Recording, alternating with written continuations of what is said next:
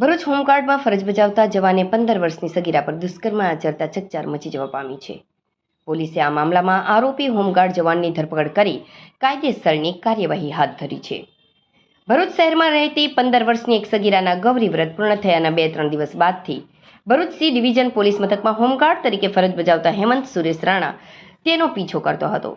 છડી નોમના દિવસે સગીરા બપોરના 3 વાગ્યે તેના દાદીના ઘરે હતી. તે વેળા તે વોશરૂમમાં જઈને આવ્યા બાદ નાસ્તો કરવા માટે ડબ્બો ખોલતી હતી.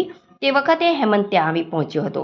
તેણે તેની પાછળથી પકડી લઈ તેની સાથે દુષ્કર્મ આચર્યું હતું અને અંગત પળોનો વિડીયો ઉતારી સગીરાને મોબાઈલમાં મોકલી તેને બ્લેકમેલ કરવા સાથે તેના માતા પિતાને મારી નાખવાની ધમકીઓ આપી હતી.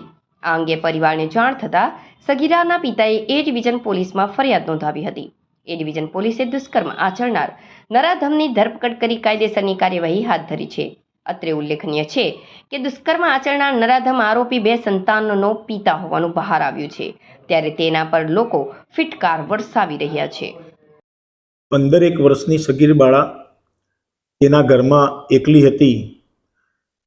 તે સમયે તેની એકલતાનો લાભ લઈ તેની સામે જ રહેતો એક 41 વર્ષનો હેમંત રાણા નામના યુવક આ સગીરાના ઘરમાં ઘૂસી ગયેલો.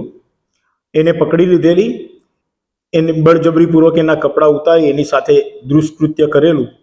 તે મતલબની ફરિયાદ ગઈકાલે ભરૂચ શહેર એ ડિવિઝન પોલીસ સ્ટેશન આવતા ભરૂચ એ ડિવિઝનના પોલીસ ઇન્સ્પેક્ટર શ્રી ગડરિયાએ ગુનાની ગંભીરતા સમજી લઈ તાત્કાલિક ગુનો રજીસ્ટર કરેલો. એની તપાસ IUCAWના પોલીસ ઇન્સ્પેક્ટર શ્રી કરમટાનાઓને સોંપવામાં આવેલી.